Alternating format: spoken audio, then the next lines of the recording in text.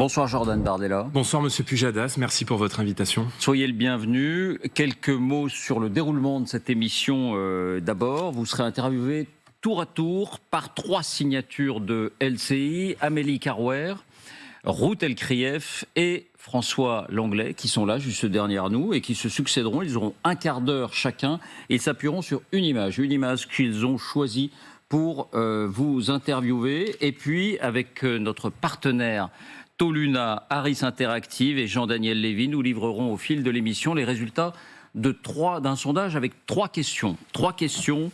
Les Français approuvent-ils la réaction du RN depuis lundi? L'appel à un rassemblement dans la rue est-elle une décision à risque?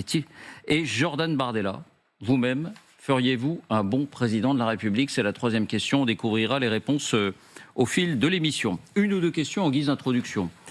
Est-ce que vous dormez bien la nuit en ce moment?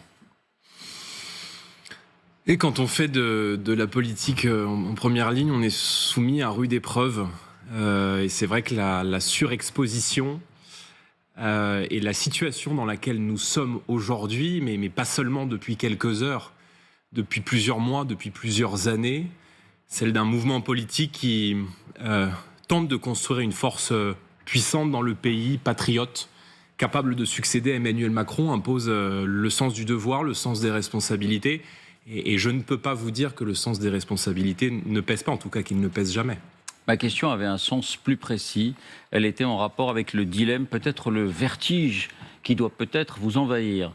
On a bien compris que vous devez soutenir jusqu'au bout l'idée que Marine Le Pen doit être candidate et la candidate du Rassemblement national à l'élection présidentielle. Sinon, ce serait d'une certaine manière accréditer son effacement, l'idée qu'elle est remplaçable. Et en même temps, vous devez vous préparer d'ores et déjà à l'autre scénario, c'est-à-dire celui où vous seriez le candidat, où elle serait empêchée. Or, un candidat à la présidentielle, surtout lorsqu'il a la trentaine, ne se prépare pas en quelques mois quand il s'agit d'être chef de l'exécutif, chef des armées. Comment faites-vous ? Écoutez, d'abord, ce qui s'est passé lundi est un choc démocratique qui vient fausser, en partie au moment où on se parle, la grille de départ de l'élection présidentielle et peut-être empêcher une candidate qui a été 3 fois candidate à l'élection présidentielle, 2 fois finaliste, et qui est aujourd'hui dans tous les sondages, dans toutes les études, les intentions de vote qui sont faites, données comme étant la favorite de l'élection présidentielle. Vous avez rappelé depuis maintenant lundi la situation dans laquelle nous sommes, les étapes et les épreuves face auxquelles nous sommes confrontés et qui sont devant nous. Donc ma position, elle est très claire. Il n'y a pas de plan B parce que le plan A n'a pas encore été mené à son terme. Et donc, moi, je serai à ses côtés jusqu'au bout pour emprunter ce chemin aussi étroit soit-il, qui doit nous permettre non seulement de démontrer notre innocence, mais de faire en sorte que jusqu'à 37% des Français, d'après un sondage IFOP au premier tour, ne soient pas privés de leur candidate. Ma loyauté à Marine, elle est totale, elle sera totale. Et dans la situation dans laquelle nous sommes, bien sûr que nous nous préparons à exercer des responsabilités. Bien sûr que chaque jour qui passe, je le crois et j'en ai la conviction, nous rapproche du pouvoir. Et bien sûr qu'il serait irresponsable de ma part, mais aussi de la part de Marine Le Pen, de ne pas se préparer à l'exercice des responsabilités. Nous sommes un duo. C'est ainsi qu'elle a souhaité, installer cette relation qui est une relation aussi personnelle entre elle et moi, qui est une relation d'une très grande confiance. Et je souhaite que cet équilibre que nous avons créé puisse évidemment perdurer. Je suis à son service et je ferai ce qu'elle me demandera de faire. Mais au-delà de la loyauté, quand il s'agit de se préparer à être au sommet de l'État, non pas numéro 2, puisqu'il était question beaucoup d'un ticket Matignon pour vous, l'Élysée pour elle, mais quand il s'agit de se préparer à être au sommet de l'État, est-ce qu'au-delà de la loyauté, ça n'est pas plus une question de devoir de se préparer? Et c'est très particulier, devoir vis-à-vis du mouvement que vous présidez, vis-à-vis des 11 millions d'électeurs du Rassemblement national, un devoir de se préparer, encore une fois, surtout quand on n'a pas encore 30 ans. Et ça ne se fait pas en quelques mois. Je sais quelle est ma responsabilité, Marine, c'est quelle est notre responsabilité. Maintenant, comprenez bien qu'il serait parfaitement incompréhensible que je vienne devant vous ce soir répondre à cette question dans la mesure où nous sommes en train de nous battre pour qu'on ne raye pas d'un trait de plume une candidature qui est parmi la plus légitime aujourd'hui sur la grille de départ. Et même si ce chemin, il est étroit, nous allons le mener, nous allons conduire ce combat, nous allons conduire cette bataille qui est une bataille judiciaire, parce qu'il reste encore des recours possibles, avec cette cour d'appel qui se réunira à l'été 2026 et qui doit nous permettre non seulement de repartir à zéro, de démontrer notre bonne foi, mais qui accorde et qui confère à Marine Le Pen et un bon nombre de cadres du Rassemblement national concernés par cette affaire une présomption d'innocence. On est dans un état de droit et n'en déplaise à certains, cet état de droit, il nous confère 2 degrés de juridiction. Et voyez bien là le côté invraisemblable de la situation dans laquelle nous sommes, où de manière immédiate, on serait privé d'un 2e degré de juridiction. Donc, je vais vous dire, rien ne nous empêchera de mener ce combat, rien ne nous empêchera d'assurer la présence du Rassemblement national, de ses idées, de son espérance, de ses millions d'électeurs à l'élection présidentielle. Et j'ai le sentiment que nous ne sommes plus très loin de la victoire. Et peut-être que si ça n'était pas le cas, eh bien nous ne serions pas dans cette situation ce soir. Bon, on va en parler en détail, mais une dernière question avant d'accueillir Amélie Carrouer. Vous avez fait mention justement de la procédure d'appel. Est-ce que, en accélérant le calendrier, l'institution judiciaire n'a pas, d'une certaine manière, ne vous a pas, non pas donné raison, mais n'a pas fait un geste envers vous, puisque l'appel, du coup, interviendra bien avant l'élection présidentielle? Au fond, est-ce qu'il y a encore une raison d'appeler à se rassembler, voire à manifester dimanche? Il y a un climat dans notre pays. En quelques jours, on a fermé la première chaîne d'information, la première chaîne de télévision de la TNT, dans l'indifférence un peu générale. Ça a vraiment un lien. Pardon, c'est un fait. On requiert une peine de prison et des peines extrêmement dures contre un ancien président de la République française. On empêche la leader de l'opposition, qui est aujourd'hui la favorite de l'élection présidentielle, de se présenter, de concourir au suffrage des Français. Et on met à mort financièrement et de manière provisoire, parce qu'il y a aussi des amendes financières qui s'exécutent de manière provisoire et immédiate, le premier parti de France. Quelle crédibilité aura la France demain et après-demain pour aller donner des leçons de droits de l'homme, des leçons de démocratie, des leçons de liberté à d'autres pays en Europe? Qu'est-ce qu'on n'aurait pas dit si, dans la Hongrie de Viktor Orban, une décision de justice était venue mettre hors de course le premier opposant à Viktor Orban? La Commission européenne, l'Union européenne et tous les dirigeants européens seraient aujourd'hui en train de s'indigner. Donc, il y a un climat dans notre pays. L'appel est accéléré. Et je vous réponds sur le rassemblement de dimanche. Nous sommes en campagne permanente. Et ce meeting que nous allons tenir dimanche à Paris, c'est un moyen aussi de défendre la démocratie et de défendre l'état de droit face à ceux qui chercheraient à le déstabiliser. Allons un peu plus loin. Première à nous rejoindre, Amélie Carrouer. Bonsoir Amélie. Vous avez 15 minutes, on va enclencher le chrono. Et quelle est l'image que vous avez choisie pour démarrer cette interview? Bonsoir David Pujadas, bonsoir Jordan Bardella. Bonsoir madame. Alors mon image, c'est le Capitole aux États-Unis. Le 6 janvier 2021, des centaines de partisans de Donald Trump pénètrent dans le bâtiment pour empêcher des membres du Congrès de certifier les résultats de l'élection présidentielle. Rassemblement de rue contre le système, contre une institution, le ciblage des magistrats, pas loin de l'Assemblée nationale. Avec votre rassemblement dimanche, vous mettez vos pas dans ceux de Donald Trump? Non, absolument pas. Moi, j'ai toujours condamné de la manière la plus vive qui soit l'utilisation de la force, de la violence ou de l'intimidation dans une démocratie.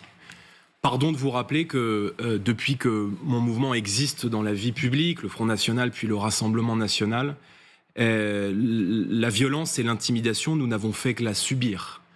Il y a dans notre pays un climat extrêmement délétère où à chaque manifestation, à chaque mobilisation populaire, parfois à chaque meeting, à chaque rassemblement politique, une partie du spectre politique, et notamment l'ultra-gauche, recourt à la violence pour se faire entendre. Nous ne sommes pas dans cette position-là, nous ne serons jamais dans cette position-là, et je condamnerai toujours, sans la moindre ambiguïté, les menaces d'utiliser la force, les intimidations ou les menaces verbales contre les magistrats qui ont pu avoir lieu depuis lundi. Je suis toujours très clair sur ce sujet et nous serons toujours très clairs sur ce sujet. Maintenant, pardonnez-moi, nous sommes en démocratie. Et la démocratie, ça veut dire le pouvoir des mots plutôt que le pouvoir physique, mais plutôt alors, que le pouvoir des Jordan armes, Bardella, plutôt que la violence vous le physique. savez, Donc, beaucoup. nous avons le droit d'organiser des meetings, nous avons le droit de critiquer une décision de justice que nous considérons être une décision politique et nous avons le droit de nous adresser Jordan aux Bardella, millions de Français par vous-même, l'intermédiaire de à nous. chacune ou presque de vos déclarations d'appel à une mobilisation, vous la sortissez de quelques mots en disant d'une manière pacifique et démocratique. Vous l'avez dit, Marine Le Pen l'a dit. C'est comme si vous aviez le sentiment que vous avanciez tout de même sur une ligne de crête, que vous aviez le sentiment que que le moment était risqué. Non, c'est parce que je n'ai pas d'ambiguïté sur la question. Cela va sans dire, mais c'est mieux en le disant. Est-ce que vous baissez un petit peu le ton depuis quelques jours, Il y a un Jordan Bardella climat, madame, dans notre pays, où à chaque fois qu'on tente d'organiser des manifestations, les manifestations sont systématiquement attaquées, violentées, et bien généralement le fait de l'extrême gauche qui prend à partie nos forces de l'ordre, qui prend à partie des bâtiments publics, qui prend à partie du mobilier urbain. Ces violences ne sont jamais venues. Il n'y a jamais eu d'ambiguïté dans la bouche des dirigeants, des cadres du Rassemblement national lorsque, pendant les mobilisations populaires des Gilets jaunes, il y a eu de la casse. Nous avons condamné cette casse et nous avons appelé immédiatement à l'apaisement parce que nous sommes des gens républicains, démocrates, responsables et raisonnables. Lorsqu'il y a eu pendant la crise sanitaire des consignes parfois très dures sur le plan des libertés publiques qui ont été données par le gouvernement. Nous avons appelé à les respecter. Donc moi, je n'ai aucune ambiguïté. Nous avons le droit d'organiser des meetings parce que si à ce compte-là, on peut plus se présenter aux élections, on peut plus aller sur une chaîne de télé parce que cette chaîne de télé diffuse des idées qui ne correspondent pas aux idées majoritaires sur les plateaux de télévision. Si on ne peut plus organiser des rassemblements, alors à ce moment-là, il faut supprimer la démocratie. Et les filles et les Verts appellent à manifester contre vous ce jour-là. Tout ça crée un environnement de tension.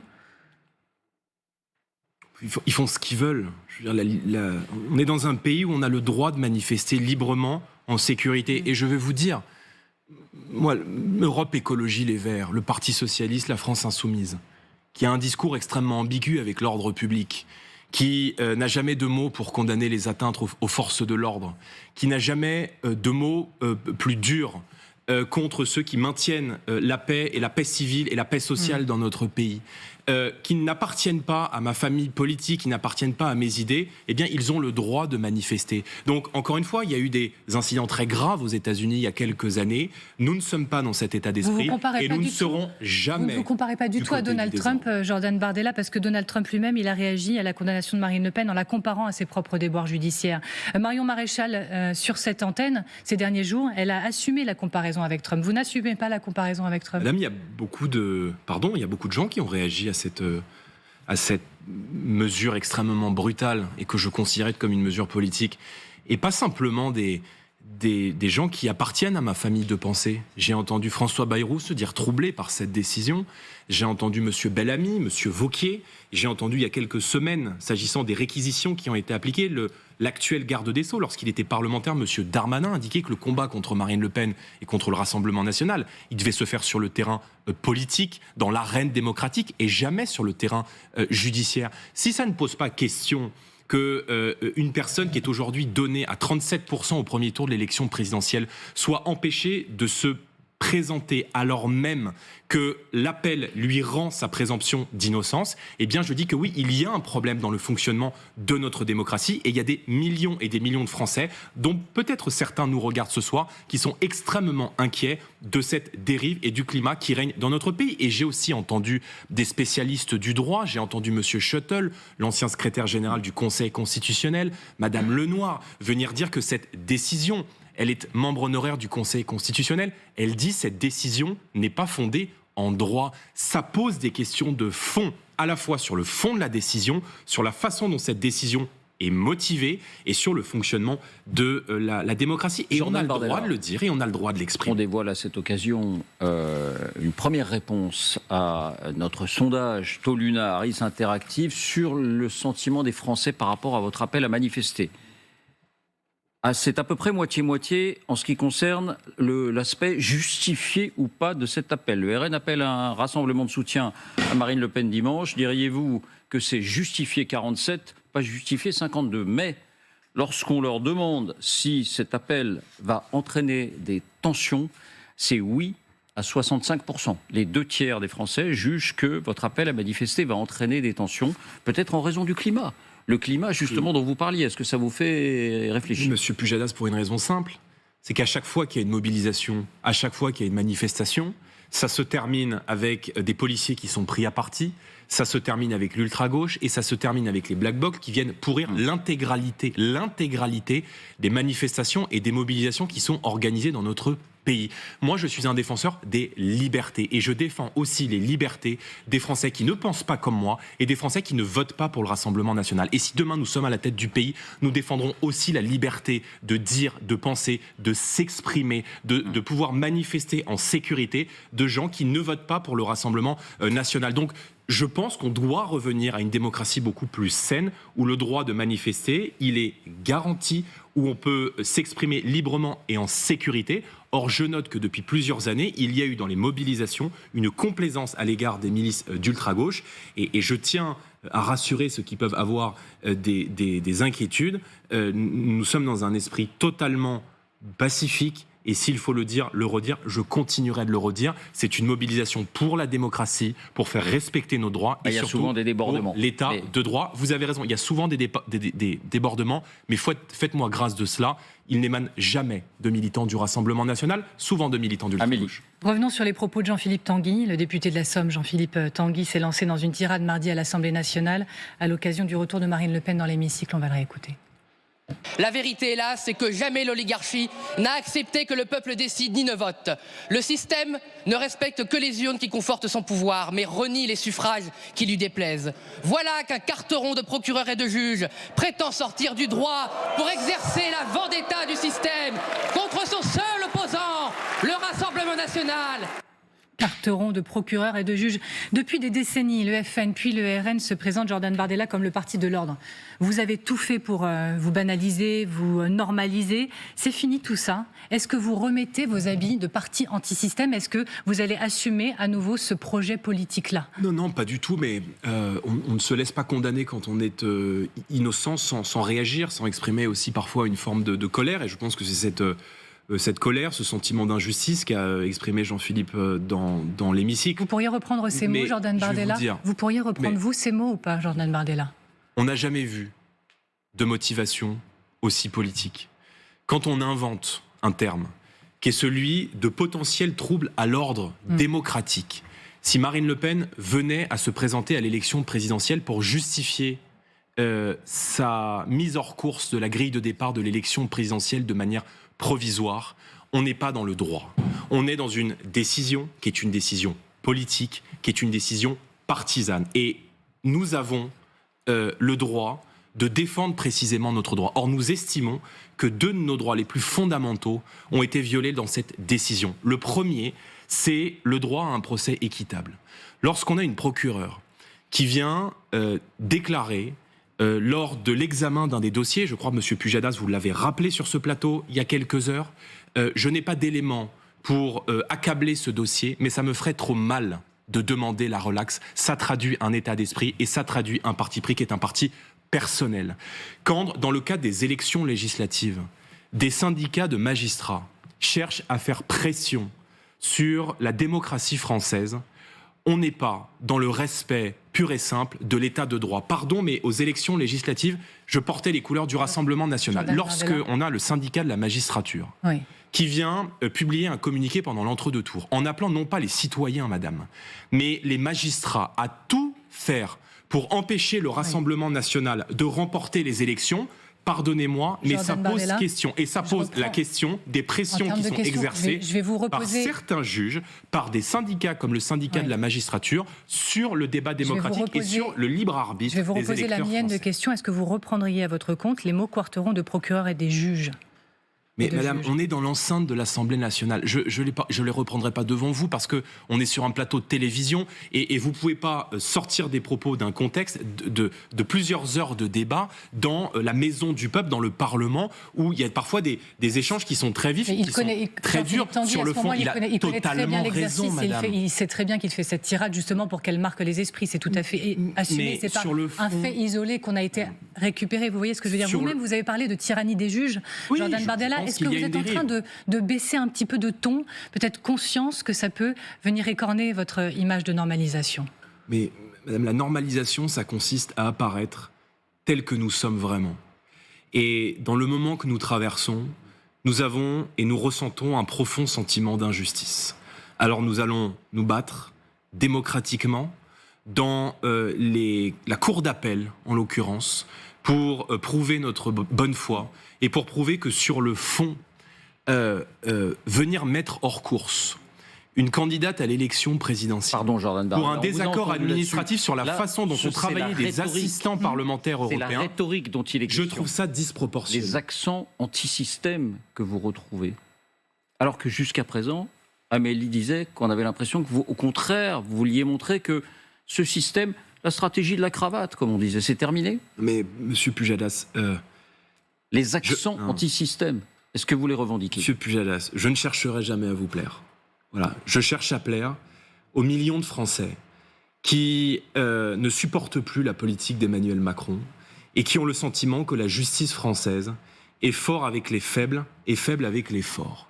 Et c'est vrai que des millions d'électeurs français, lorsqu'ils voient qu'on met en course leur candidate à l'élection présidentielle, qui est donnée à 37% et qui a peut-être eu le seul tort d'être en capacité de mener notre famille politique à la victoire, eh bien, il y a des millions de Français qui sont indignés et qui ont le sentiment qu'une partie de la justice ne juge plus seulement en droit, mais juge aussi avec des convictions partisanes et des convictions politiques. Et croyez-moi, il y a beaucoup de Français qui nous regardent ce soir, qui ont le sentiment légitime que la justice dysfonctionne, pas seulement parce qu'elle est trop lente, mais parce que, encore une fois, il y a une disproportion dans les peines qui sont prononcées. C'est l'exercice qui veut ça. Le temps tourne. Des milliers de personnes. Le temps tourne et j'ai encore une question en ce qui me concerne à vous poser. Jusqu'où êtes-vous prêt à aller dans ce combat-là, politiquement également, sur le plan politique? La censure, tiens, la question de la censure. Vous allez y aller? Pression maximale sur ce pouvoir? Mais madame, ça n'a rien à voir. Il y a une séparation des pouvoirs qui existe dans le droit français.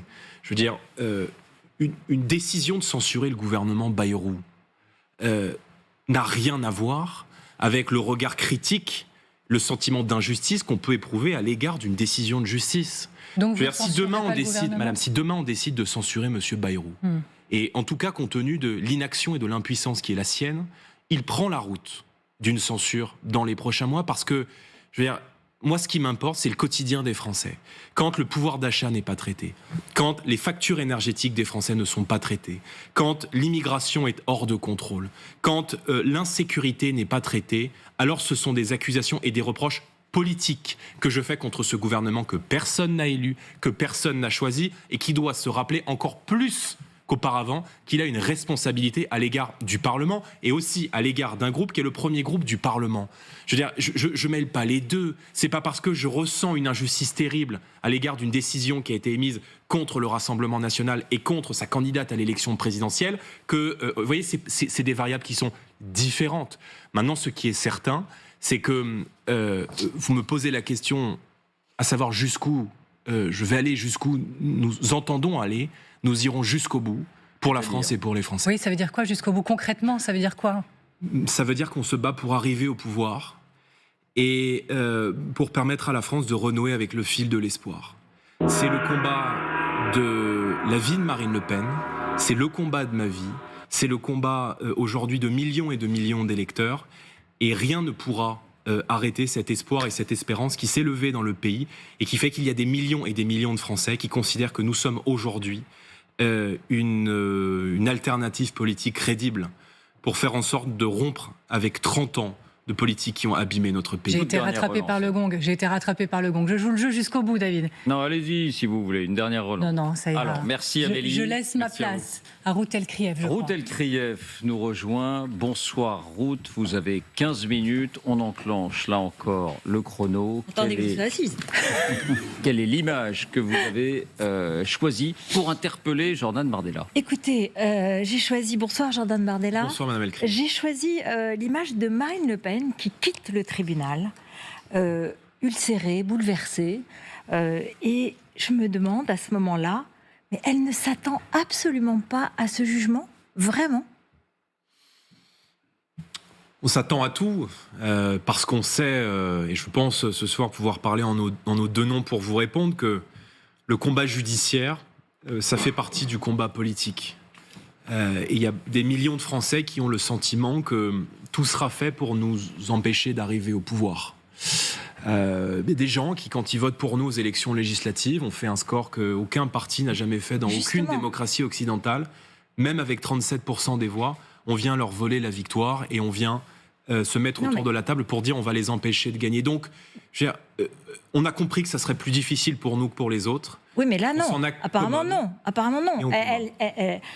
C'est très difficile d'écouter un délibéré qui est mauvais. Lorsqu'elle quitte la salle, elle sait ce qu'il faut Voilà, c'est très difficile, certainement, pour quelqu'un dont le délibéré est négatif, évidemment, est une sanction. Mais enfin, apparemment, il y a surprise, et je dirais même impréparation. Et on a l'impression que votre parti, elle-même peut-être, et votre parti, n'avait pas préparé tous les scénarios possibles. C'est-à-dire ? C'est-à-dire, justement, cette sanction que vous jugez injuste, mais qui est totalement dans les possibilités ouvertes de ce procès, qui est complètement dans le spectre de ce procès, quand on étudie les procès précédents et sur ces questions-là. Nous nous sommes préparés à tout. Nous nous sommes préparés à toutes les hypothèses, à toutes les éventualités. Mais il y a des éventualités et des hypothèses qui nous apparaissaient plus crédibles que d'autres. Nous sommes totalement innocents des faits qui nous sont reprochés dans cette affaire. Nous sommes aujourd'hui, en raison de l'appel, présumés innocents. Par conséquent, nous ne nous attendions pas à cette peine qui est la peine maximale. Maintenant, est-ce qu'on a envisagé les différents scénarios ? Bien sûr. Alors, parce que, je vais vous dire, Marine m'a confié quelque chose. Oui. J'étais indirectement à ses côtés lorsqu'elle a affronté ce procès. Elle m'a dit en quelques heures, début du procès, je savais que l'avis de la présidente du tribunal était déjà forgé et que son avis était déjà fait. Et elle a eu le sentiment d'être déjà jugée avant même d'avoir pu s'exprimer et avant même d'avoir pu exposer ses arguments. Et encore une fois... Un procès, c'est des années de travail, des années avec un dossier très lourd. Et comment dire, il n'y a pas seulement les sentiments, il y a des faits, il y a des preuves, etc. Enfin, il n'y a pas seulement une question de sentiments, vous savez bien. Madame, il y a des faits. Il n'y a dans ce dossier pas d'emploi fictif.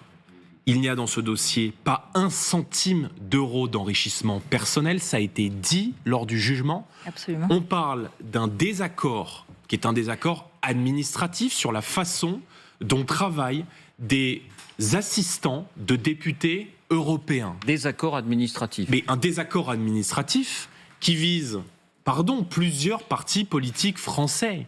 Le Parlement européen est une administration politique.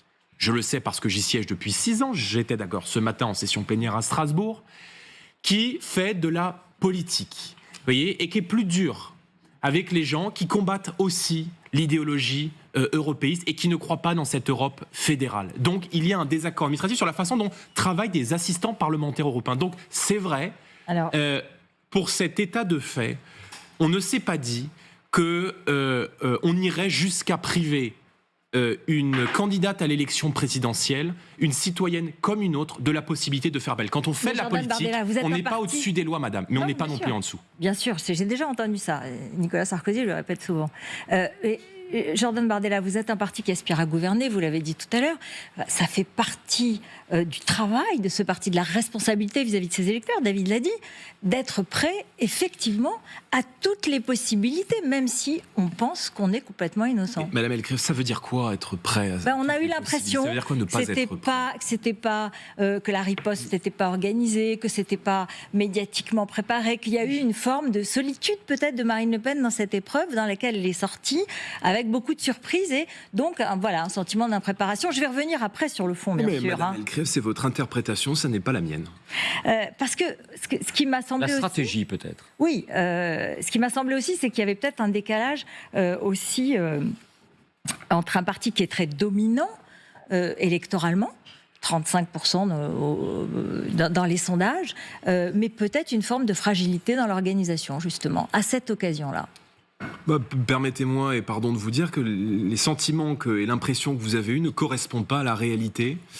Moi, je vois un mouvement politique qui s'est mis en ordre de bataille, qui est aujourd'hui peut-être le mouvement politique le plus uni, le plus unitaire de toutes les formations politiques. Je veux dire que dans tous les sondages, quand on demande aux Français quel est le parti politique que vous préférez, le Rassemblement national est systématiquement en tête. Vous avez raison de rappeler les scores qui sont aujourd'hui les nôtres. Nous avons enregistré plus de 20 000 adhésions en 3 jours. Et donc moi, je crois que cette décision, elle a choqué des millions de Français. Marine s'est exprimée sur votre antenne, sur l'antenne de TF1 lundi soir. Elle a dit à la fois sa vérité, ses sentiments.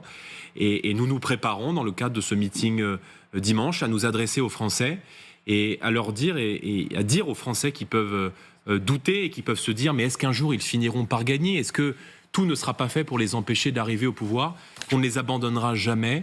Et justement, je crois au fond que cette décision, elle a sans doute renforcé la détermination et le sentiment d'unité du mouvement patriote en France. Au passage, deuxième aspect de notre sondage que nous dévoilons ce soir. Question posée aux Français. Approuvez-vous la réaction du Rassemblement national depuis le jugement de lundi ? Oui, 39, non 41, ne se prononce pas 20. Autrement dit, 2 parts égales. 39, c'est à peu près ce que les sondages donnent au Rassemblement national en vue de la présidentielle, très légèrement au-dessus, mais ça veut dire que vous trouvez cette décision scandaleuse, ça a été votre argument, votre réaction. Il y a beaucoup de Français qui trouvent... Ça n'a pas convaincu d'autres Français que ceux qui vous font confiance d'une certaine manière. C'est ce qu'on peut retirer de ce sondage. Monsieur Pujadas, il y a beaucoup de Français, il y a beaucoup de spécialistes, et j'en ai cité plusieurs ce soir, qui sont critiques à l'égard de cette exécution provisoire. Parce que, à la rigueur, il y a un procès. Je veux dire, il y a des condamnations, nous contestons ces condamnations, on fait appel, cet appel nous rend notre présomption d'innocence. Ce qui m'apparaît être scandaleux et nous priver de notre droit au recours auquel tout citoyen a droit dans précisément un état de droit, eh bien, le fait de ne pas pouvoir faire appel de cette exécution provisoire qui s'applique d'ores et déjà et de manière préventive, nous pose question. Et donc, on a le droit de s'indigner de cela. Que se passera-t-il, monsieur Pujadas, si la Cour d'appel nous rend en cause le droit notre innocence et qu'elle confirme notre innocence? Moi, voyez, je vais vous donner un exemple. Au-delà de Madame Barège, de ceux qui est aujourd'hui députée du groupe d'Éric Ciotti à l'Assemblée nationale, qui est une députée de droite. Il y a quelques années, Madame Barège, elle a été condamnée dans des affaires de marché public comme maire de Montauban. Il y a une peine d'exécution provisoire. Il y a 2 ans de vie qui lui ont été rendus, sauf qu'au bout de 2 ans, elle a été totalement blanchie et totalement relaxée des faits qui lui ont été reprochés. Donc, voyez bien là que ça pose des questions éminentes de droit. Quand le Premier ministre lui-même se dit troublé par cette décision, on ne peut pas ne rien dire. Et donc, nous, on est comme ça. On est connus pour notre sincérité, on est connus pour notre franchise. Et donc, quand on aime, on le dit. Et quand on sent qu'une décision est injuste, on le dit aussi. Alors revenons justement sur la phrase que vous avez évoquée. Mais d'abord, l'échéance maintenant, elle est 2026. Été 2026, il y aura une décision en appel. Qui fait d'ailleurs que, on y reviendra, que l'exécution provisoire, elle est raccourcie entre guillemets, puisqu'elle est maintenant, on connaît le prochain délai. Donc c'est moins sévère que cela n'est apparu le soir même. Est-ce que vous allez tenir, est-ce que Marine Le Pen, est-ce que le parti RN va tenir la même ligne de défense ? Mais pourquoi est-ce qu'on changerait notre ligne de défense ? Je vais vous dire pourquoi. Parce que vous dites qu'il s'agit d'un désaccord administratif sur la façon dont travaillent les assistants du Parlement européen. moi, j'entends bien qu'on peut en discuter, mais il y a une loi qui fait qu'on va développer, mais le tribunal dit que c'est un système organisé, centralisé pour optimiser et dépenser de façon intégrale les enveloppes de 21 000 € par assistant, non en lien avec leur mandat européen, mais pour le parti. Et ça, c'est la conception du Parlement européen, c'est la loi européenne. Donc je comprends très bien qu'on puisse en discuter et que ce soit une question de fond. Je vais finir. Mais en même temps, si c'est la loi, quand on est candidat à la présidentielle, on la respecte, a priori. Mais madame, ça c'est un débat, je veux bien qu'on fasse en quelques secondes, qu'on résume des mois de procès et des années de désaccord avec l'autorité judiciaire, en l'occurrence avec le Parlement européen. Mais vous savez bien que cette question des assistants au Parlement européen et de la façon dont dont le rôle de l'assistant parlementaire européen est conçu par le Parlement européen pose des questions d'organisation qui sont multiples et qui sont complexes. Je veux dire, Marine a souvent pris cet exemple. Quand son assistante parlementaire, quand vous téléphonez à son assistante parlementaire, qui est dans son bureau au Parlement européen, par exemple, et qu'on téléphone, et qu'on dit « Bonjour, je voudrais parler à Marine Le Pen ». Mais vous voulez parler à Marine Le Pen, la députée européenne, ou Marine Le Pen, en l'occurrence, à l'époque, la présidente du Front National ? Si on vous répond présidente du Front National, vous raccrochez. Vous voyez bien que tout ça pose des questions complexes. Ce que je veux dire, évidemment, j'imagine que pour les gens qui nous regardent ce soir, la question est éminemment complexe. Mais juste, il n'y a pas d'emploi fictif. Oui. Il n'y a pas d'enrichissement personnel. J'ai bien entendu, mais ce que dit la présidente... Et je dis que l'exécution provisoire, elle est, me semble-t-il, en démocratie, dangereuse. Et c'est la raison pour laquelle nous allons proposer de la supprimer dans le droit français. Et voyez bien le malaise que ça provoque dans d'autres formations politiques, parce que je veux dire, quand vous discutez avec les responsables politiques, ils sont d'accord avec le fait qu'on est allé trop loin avec cette mesure, qui paraît, dans le cas d'espèce, absolument ubuesque. Je vais vous dire, je trouve personne, à part Monsieur Attal et Madame Tondelier, dans la vie politique, dans le débat public chez les experts, pour venir défendre cette décision. Pardon, Ruth. Ce que veut dire Ruth, c'est qu'une faute non reconnue, ça veut dire qu'elle pourra se répéter. C'est ainsi que les juges ont raisonné. Donc, allez-vous maintenir cette stratégie au risque d'encourir la même sanction? Mais Monsieur Pujadas, est-ce que vous avez, je sais que vous l'avez fait, regardez la façon dont a été motivée cette exécution provisoire, qui ne tient pas debout une seule seconde. Mais justement, David vous donne le détail. On reproche à Marine Le Pen et aux personnes qui sont mises en cause dans cette affaire d'avoir multiplié les recours et de s'être défendues. Donc, je veux dire, si on ne peut même pas se défendre et on ne peut même pas aller porter la voix de notre innocence et de notre sincérité dans l'instance qui est un tribunal, alors à ce moment-là, il faut supprimer le procès, c'est les procès de Moscou, et en quelques heures, c'est réglé. C'est ça que je veux dire. Ça en fait partie, mais il y a aussi le risque de récidive parce que la faute n'a pas été admise. Mais parce que nous contestons la faute. Est-ce qu'on a le droit de contester les reproches qui nous sont faits? À ce moment-là, je vais parler... Là, vous me faites très peur quand même, parce que j'ai le sentiment qu'il y a une dérive et qu'on viole totalement les droits quand il s'agit de Marine Le Pen ou quand il s'agit du Rassemblement national. Non, on fait notre métier de journaliste en posant les mêmes questions. Mais vous avez raison de le faire, mais je pense que vous devriez, mais il y a des personne pour vous dire ça, vous inquiéter de la façon dont cette décision a été motivée. Je veux dire, si vous avez deux membres du Conseil constitutionnel qui viennent vous dire que cette décision, je cite, n'est pas fondée en droit, c'est que peut-être on ne dit pas que des bêtises. Juste un mot, vous savez qu'il y a des procédures qui ont été engagées contre les autres partis, pas seulement contre vous, c'est-à-dire le MoDem et même Jean-Luc Mélenchon. Donc bon, bien sûr, vous avez évidemment, vous traversez ce moment difficile, mais la loi, elle s'applique à tous et il y a des procédures pour tout le monde. Monsieur Bayrou, pour les mêmes faits, il a été relaxé. Alors, normalement, le dossier est justement très intéressant parce qu'il est un peu moins lourd, beaucoup moins lourd. Et c'est ce que dit, en fait, le tribunal. Pas d'emploi fictif, mais des contrats fictifs qui ont permis aux partis de faire des économies. Il donne des exemples. Yann Le Pen, sœur de Marine Le Pen, officiellement assistante de Bruno Gollnisch, alors qu'elle travaille à l'organisation des événements du parti. D'autres qui sont gardes du corps ou majordomes et qui sont pas vraiment assistants parlementaires. Donc, c'est pas vraiment un désaccord administratif que relève le tribunal. Et là-dessus, on se demande si vous allez garder, vous redirez la même chose. Donc, c'est ça notre information ce soir. Et vous avez dit à David Pujadas, nous sommes un duo. Est-ce que vous, comme président du parti, vous allez influer sur la ligne de défense? Vous allez participer au travail sur la ligne de défense, ou bien ce sera la même, elle ne changera pas? Madame, moi, je suis président du Rassemblement national, je ne suis pas mis en cause dans cette affaire, et donc quand j'interviens dans cette affaire, c'est pour porter la voix du Rassemblement national, qu'on tente sur le plan financier de mettre à mort par des sanctions financières, ça a été un petit peu moins commenté, mais qui s'appliquent elles aussi de manière provisoire. Donc évidemment que je suis associé un peu moins sur le plan juridique, parce que ce sont nos avocats, ce sont les avocats de Marine Le Pen et du Rassemblement national qui sont impliqués dans ce dossier. Mais de fait, n'étant pas concerné sur le plan juridique, j'interviens sur le plan politique et par définition ce soir, comme premier porte-parole du mouvement, comme président, sur le plan médiatique. Justement, dernière question. Oui, vous avez parlé dans l'exécution provisoire de ces risques de troubles à l'ordre public démocratique qui a été invoqué. Qui n'existe pas en droit, mais qui a été inventé pour nous. Exactement. Alors, qui en tout cas est discuté, est discutable et discuté. Quoi, alors justement, ce que dit la présidente, c'est qu'en fait un élu doit être exemplaire et que si un candidat à la présidentielle va en étant condamné en première instance, mais donc présumé innocent, donc c'est pour ça qu'il y a une discussion.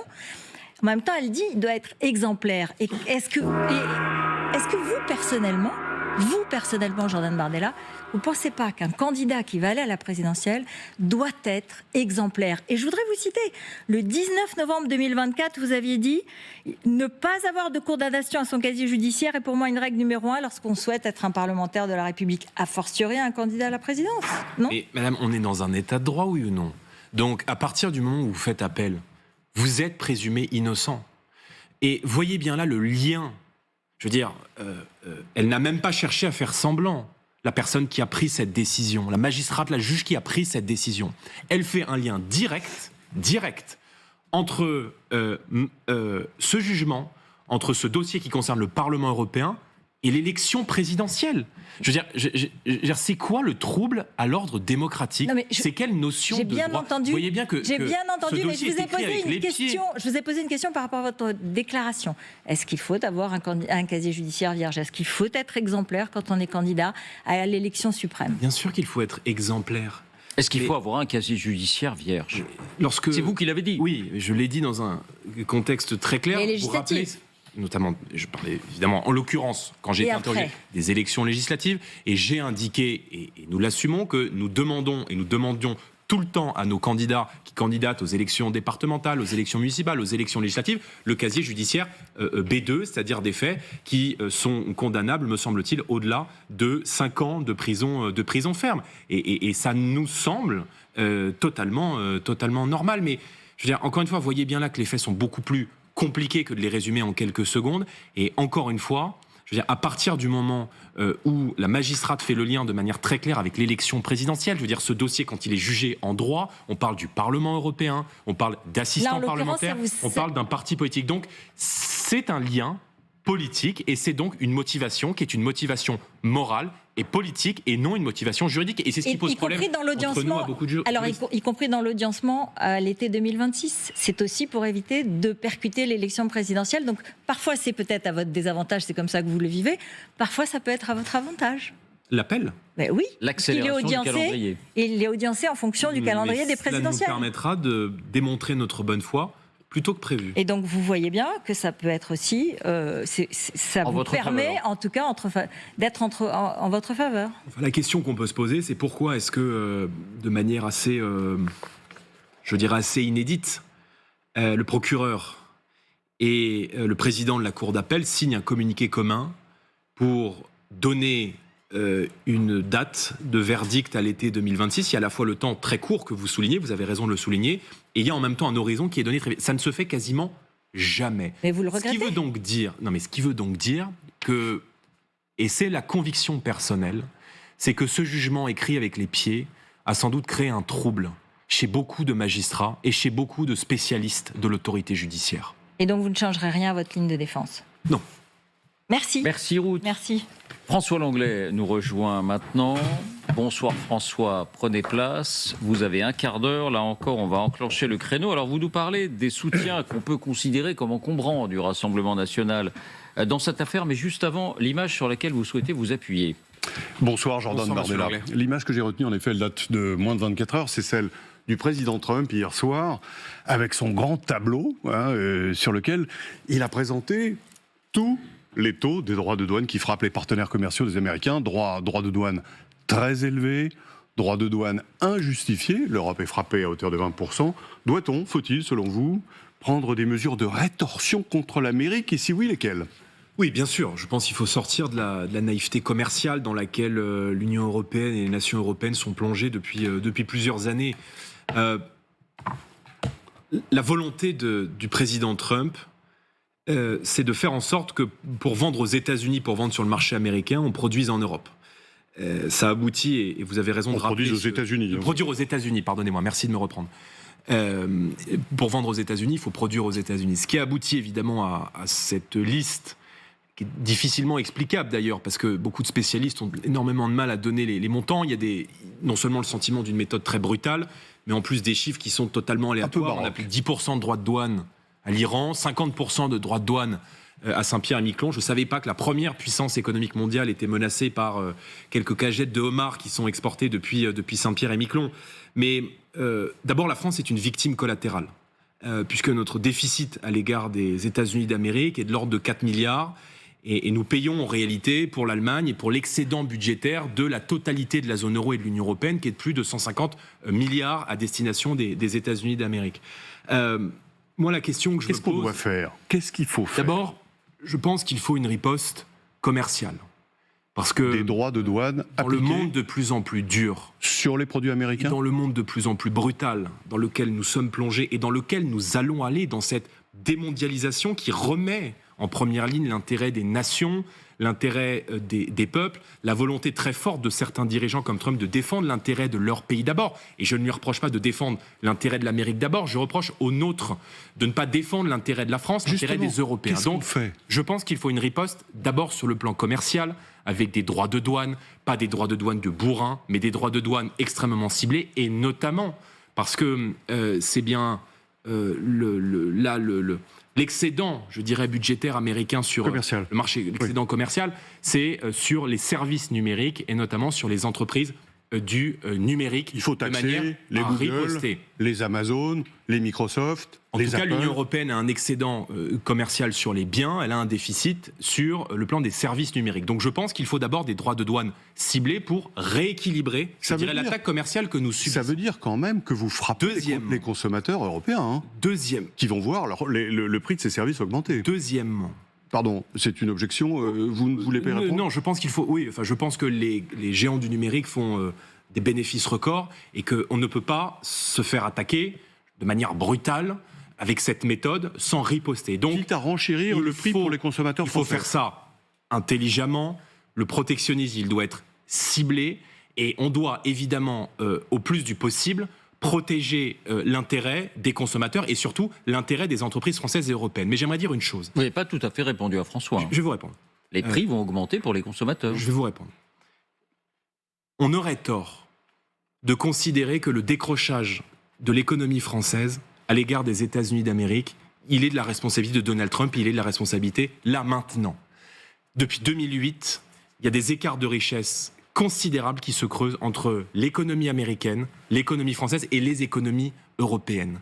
Donc, il y a évidemment une riposte commerciale à déployer de manière intelligente, de manière tactique, mais il faut surtout permettre aux entrepreneurs français, aux chefs d'entreprise français, à ceux qui veulent investir, innover en Europe, de pouvoir le faire. L'Union européenne, la France ne sont pas voués à devenir des économies de consommateurs. On doit redevenir une terre de production et on doit déverrouiller raisonnablement toutes les contraintes qui pèsent aujourd'hui sur la croissance. Les prix de l'énergie, le Green Deal, les normes, les règles de concurrence. Si vous le voulez, sur le terrain commercial, dans un cas comme celui-ci, est-ce que c'est pas finalement pas si mal d'être à plusieurs en Europe, parce qu'on représente un marché qui est l'un des premiers du monde, sinon le premier mondial. Justement, dans l'opération de rétorsion, on pèse plus lourd. D'abord, je crois que nos amis britanniques s'en sortent beaucoup mieux dans la discussion commerciale avec les États-Unis. Ils ont un rapport avec l'Amérique qui est historiquement très différent. Vous avez raison de le rappeler. Deuxièmement, si Donald Trump se permet d'invoquer des quasi-embargos, parce que quand on parle de droits de douane à 200% sur les vins et les spiritueux, on n'en est pas encore là. On n'est pas dans le protectionnisme, c'est une menace qui a été agitée. On n'est pas dans la menace d'un protectionnisme ciblé, on est dans la menace d'un embargo qui va ruiner nos filières. Donc d'abord, moi je veux penser à nos chefs d'entreprise qui subissent depuis 10 ans la crise du Covid, la crise de l'énergie, l'inflation, les tensions géopolitiques et l'explosion des coûts des matières premières. Si Donald Trump se permet ce genre de mesures brutales sur l'économie européenne et sur nos entreprises, c'est parce que l'Union européenne ne se fait plus respecter et qu'on est incapable aujourd'hui de discuter avec les grandes puissances de notre monde. C'est de la faute de l'Europe, de la France. C'est ce que vous nous dites. C'est droit de douane. Écoutez, quand la présidente de la Commission européenne appelle immédiatement après l'élection de Trump et son arrivée au pouvoir à augmenter les achats de GNL américains, on ne peut pas dire que ça nous place dans une situation de rapport de force. Donc, en réalité, ces droits de douane, ils vont embêter l'Allemagne, ils vont embêter essentiellement beaucoup d'économies européennes. La France sera un petit de peu cognac, préservée. De Maintenant, on nous. connaît les filières, ce sont les vins et les spiritueux, ce sont les services pharmaceutiques. Donc, on sait quelles vont être les filières qui vont être ciblées.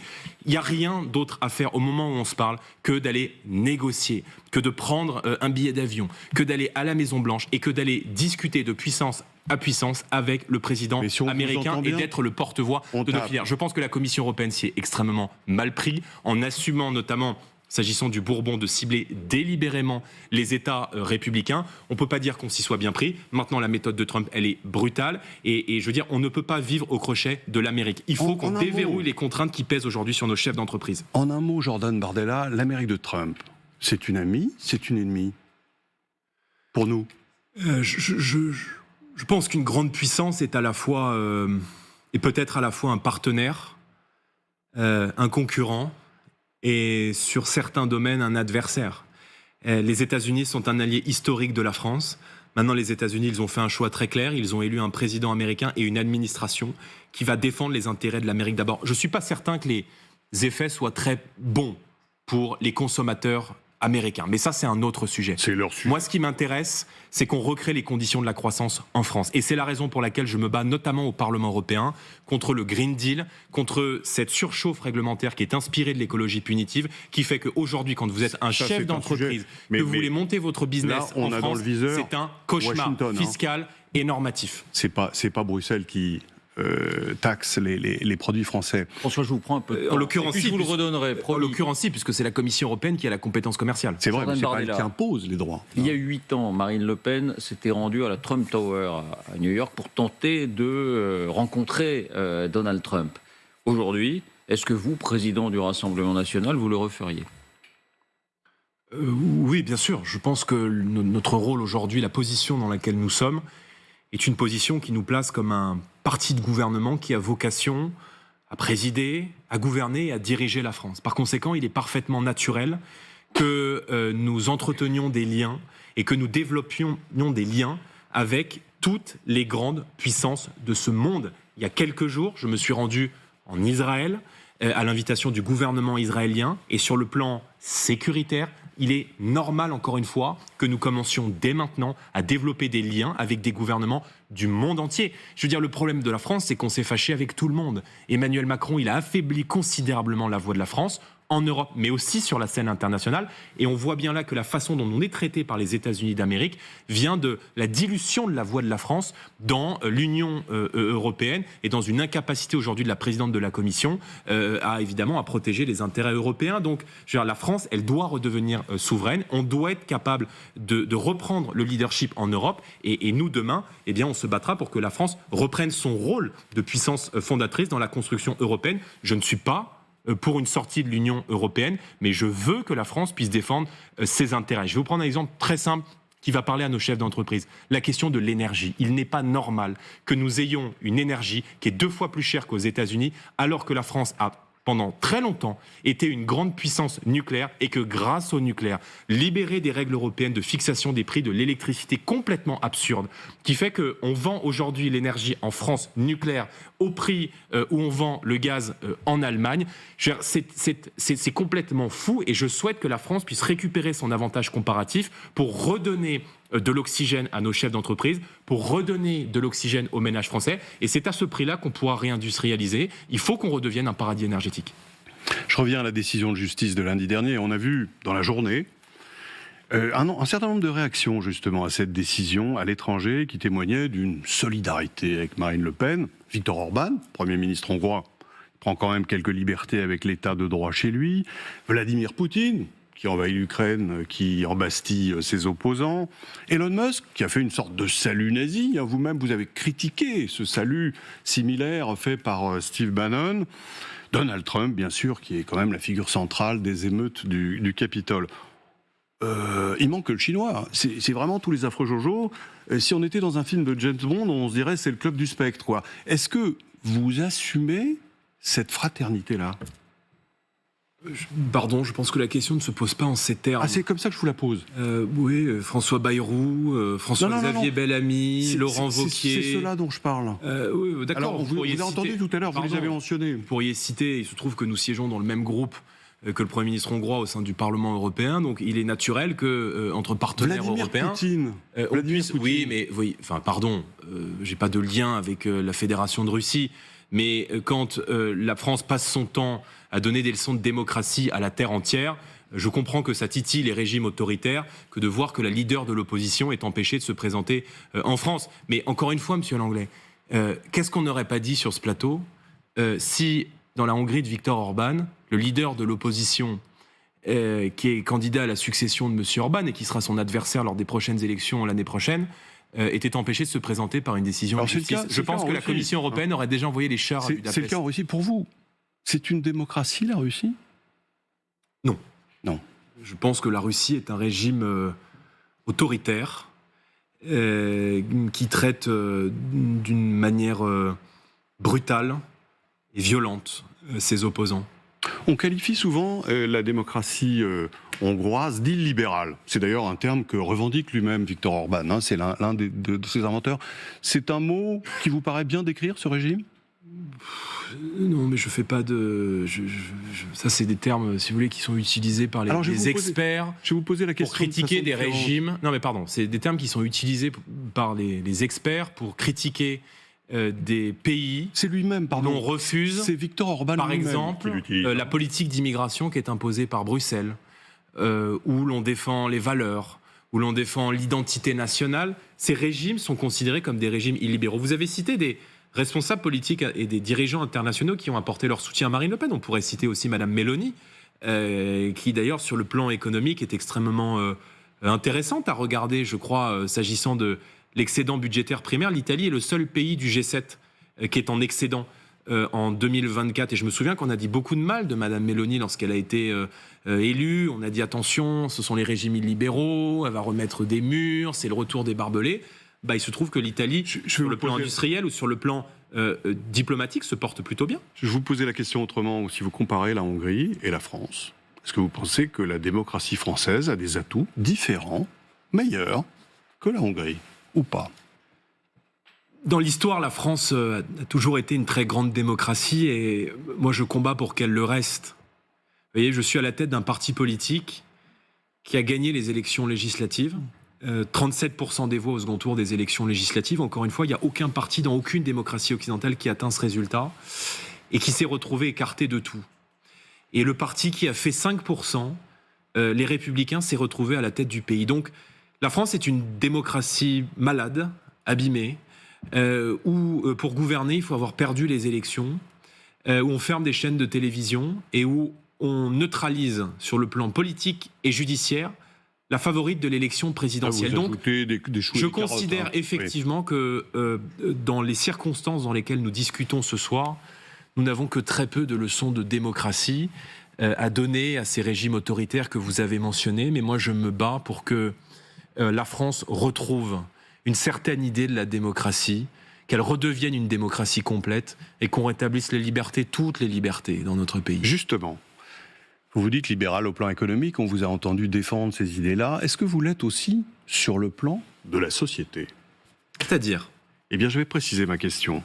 Est-ce que vous considérez, par exemple, que l'orientation sexuelle, c'est un choix, une liberté personnelle, qui doit être préservée, protégée par la société et par le droit, évidemment ? Ou bien, justement, comme Poutine et Orban, vous considérez que l'homosexualité doit être mise au banc de la société ?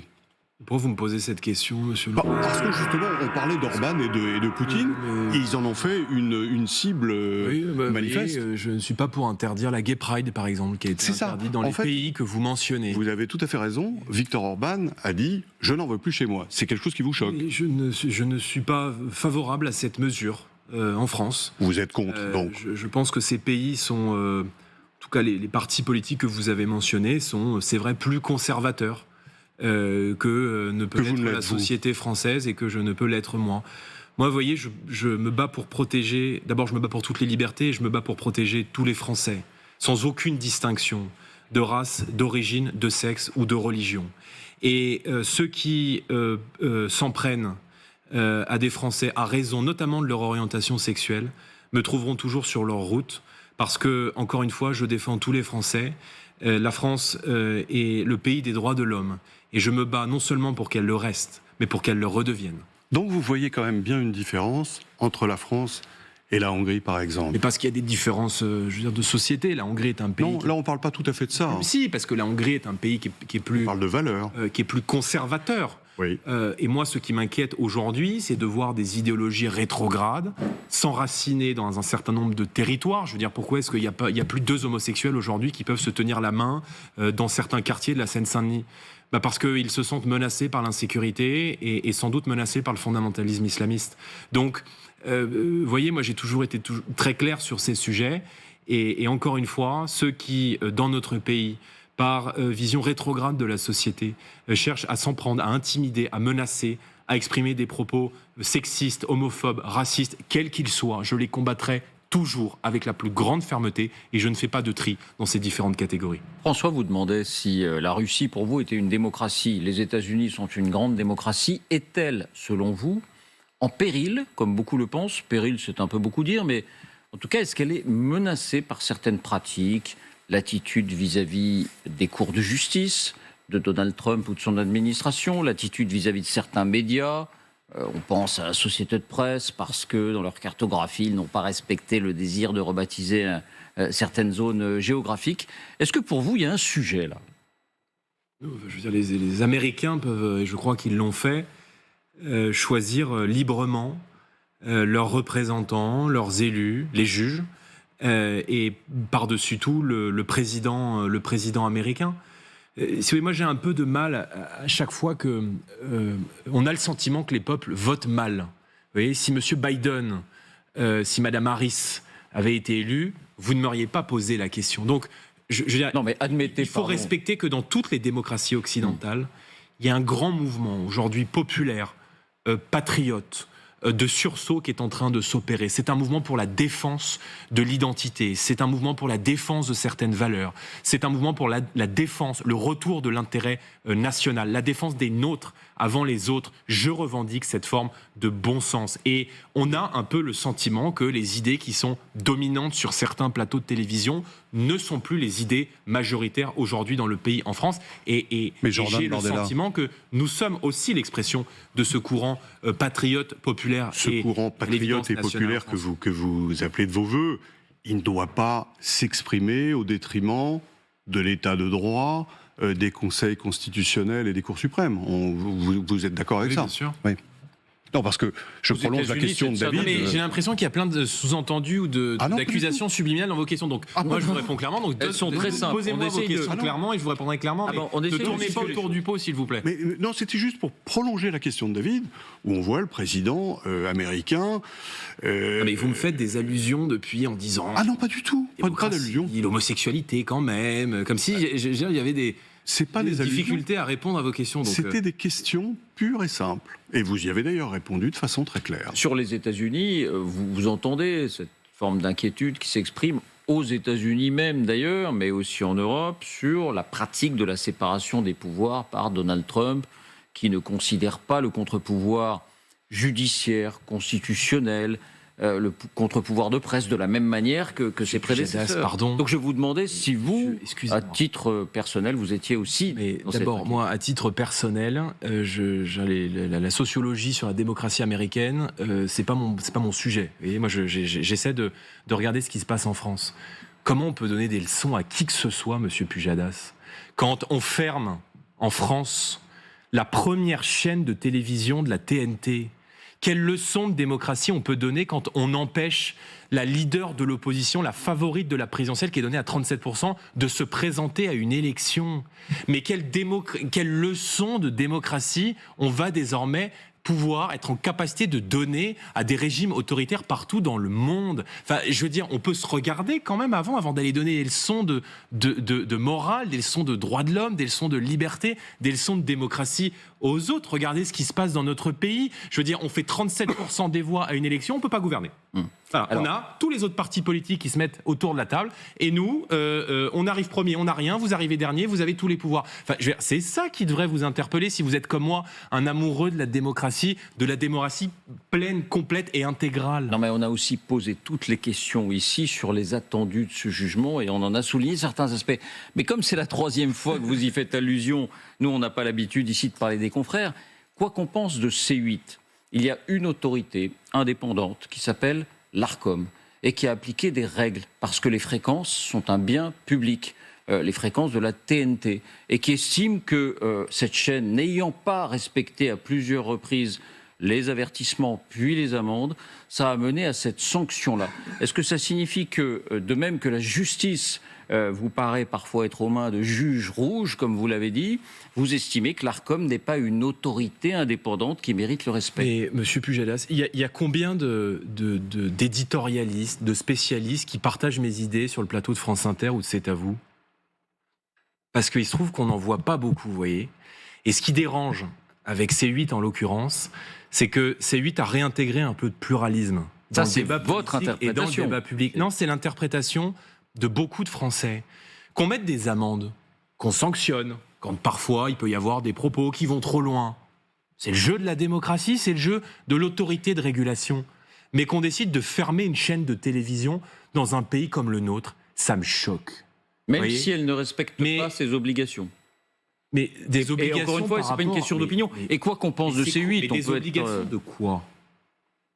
En l'occurrence, de dignité de la personne. Vous connaissez les affaires qui ont été reprochées, les insultes. On ne va pas se lancer dans un débat là-dessus. Ce que je veux dire, c'est que ça ne concerne pas le spectre des opinions politiques. C'était plus sur des comportements. Monsieur Pujadas, ça me choque. On n'est pas en Russie. Pourquoi est-ce qu'on a peur d'une chaîne de télévision? Une démocratie qui ferme une chaîne de télévision, une démocratie qui empêche une candidate de se présenter, c'est une démocratie qui est bien fébrile, c'est une démocratie qui est bien fragile. Ça ne devrait pas faire partie des sanctions possibles de l'Arcom. Mais qu'il y ait des sanctions, c'est un fait. Qu'on ferme la chaîne de télévision, qu'on jette des dizaines de personnes au chômage, qu'on fasse payer peut-être à l'intégralité d'une chaîne ce qu'on peut considérer être des propos qui peuvent ne pas être convenables, qui font l'objet de discussions, de réprimandes, de sanctions. Allez, à la rigueur, pourquoi pas, parlons-en.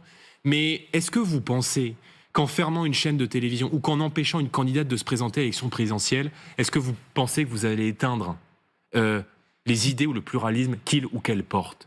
Moi, je vais vous dire... En ce qui concerne l'Arcom, il n'était pas question de pluralisme. C'est un message que je dis aux censeurs. D'abord, à mes opposants politiques, à certains qui se réjouissent de ce qui est en train de nous arriver, ne souriez pas trop vite parce que demain, ce sera votre tour.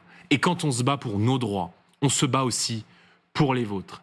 Et à ceux qui, aux censeurs, aux professionnels de la censure, qui appellent à fermer des chaînes de télévision, à interdire des mouvements politiques. Vous voyez, sur la chaîne en question, il se trouve que l'autre jour, j'ai eu un affrontement très dur avec un chroniqueur qui, lui, militait pour supprimer, pour interdire le Rassemblement national. Je peux répondre sur le fond à ce type d'argumentation.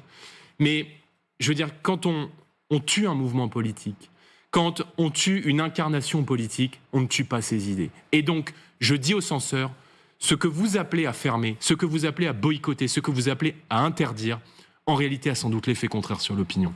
Merci François. Merci Monsieur Langlais. On se dirige vers la conclusion de cette émission. Donc d'abord, le moment est venu de dévoiler les réponses à la 3e question de notre sondage Toluna avec Harris Interactive. Et la question vous concernait directement Jordan Bardella. La question était celle-ci. Diriez-vous que Jordan Bardella ferait un bon président de la République pour 2027 ? Oui, 43%, non, 57%. La question avait été posée exactement dans les mêmes termes il y a un an par le même institut.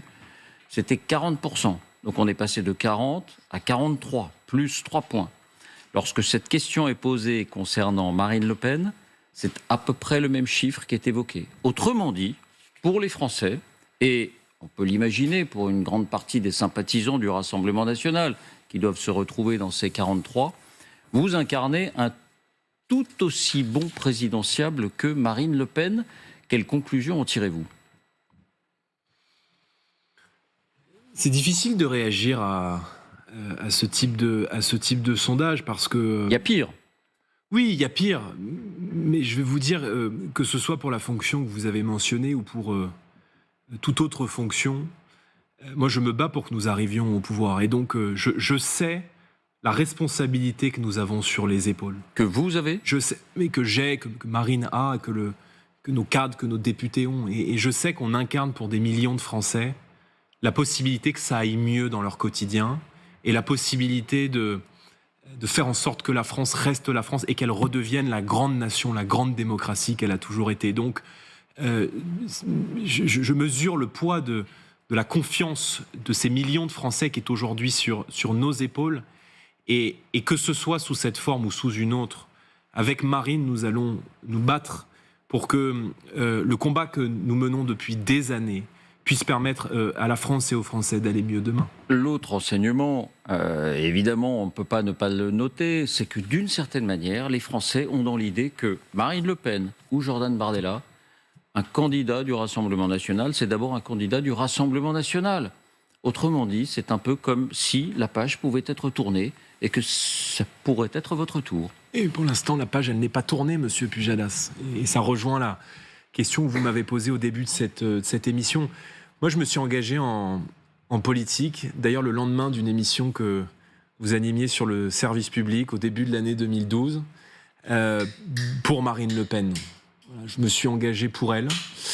C'est elle qui m'a donné l'opportunité de faire de la politique et les Français qui nous regardent ce soir savent parfaitement que j'ai une dette à son égard. Et donc, c'est elle qui, entre ses mains, détient les clés de l'avenir pour nous, mais pour notre famille politique et pour les millions de Français qui aujourd'hui croient en nous et qui, je le crois, sont peut-être encore plus nombreux à croire en nous compte tenu de l'injustice que provoque cette décision dans le pays. Donc, voilà, moi je suis à ses côtés, je serai à ses côtés. La politique est d'abord une affaire d'affection et de reconnaissance ? On ne peut pas dire qu'on soit noyé ces dernières années sous les exemples innombrables de fidélité, de loyauté, de respect à l'égard de la parole donnée, à l'égard des Français, à l'égard de ceux qui ont pu nous faire confiance. Mais je crois qu'on est différents. Et je pense sincèrement que si on en est là où on en est aujourd'hui, quand il y a une désaffection majeure des Français pour la politique dans son ensemble, mais qu'on est à des taux qui sont effectivement très hauts, c'est parce que sans doute il y a beaucoup de gens qui pensent qu'on n'est pas comme les autres et qu'on est différent des autres. Cette différence, nous l'assumons, nous la revendiquons. Et ceux qui pensent, et je le dis très, très sincèrement et très solennellement, ceux qui pensent que ça peut un jour mal se passer entre Marine et moi, ne connaissent pas la nature profonde de notre confiance et de du tandem que nous formons. Un peu grandiloquent de dire je lui dois tout, mais sans Marine Le Pen, je ne serais pas devant vous ce soir. Et je suis un homme bien élevé grâce aux valeurs et à l'éducation que m'ont transmis mes parents. Et cette loyauté, ça fait partie de mes valeurs. Parce que être loyal à l'égard de Marine, c'est aussi demain être loyal à l'égard des Français. Merci beaucoup Jordan Bardella d'avoir été notre invité ce soir.